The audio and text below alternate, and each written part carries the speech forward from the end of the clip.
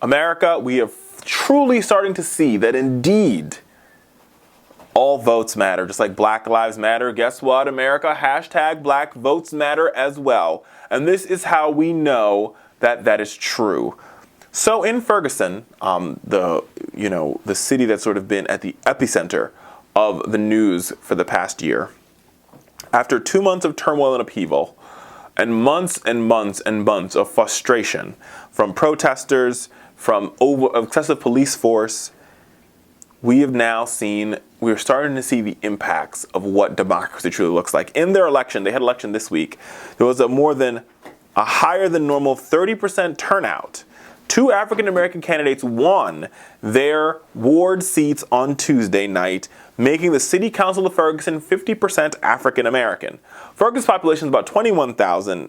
21,000 is 70% black, but the city council was predominantly white, and so was the police force. But now that is beginning to change. Supporters of both candidates said that from the tragedy of the young man's death, there is a new dawn and a new day for the people of Ferguson. We commend them. First, we want to thank these candidates for both winning their seats.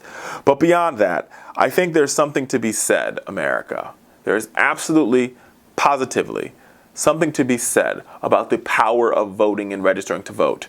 You see, the city of Ferguson, like many cities across America, was impacted by low voter turnout. The fact that voters didn't turn out. And because they didn't turn out, people were elected that made decisions for the voters that the voters thought weren't good decisions, or they knew weren't good decisions. And in Ferguson, it exploded into a powder keg, which ended up in the death of an unarmed black man. And beyond the death of an unarmed black man, it ended in weeks and weeks of protesting. It ended in possible vandalism. It also ended in an all-white police force brutalizing the African-American citizenry for years and years and years.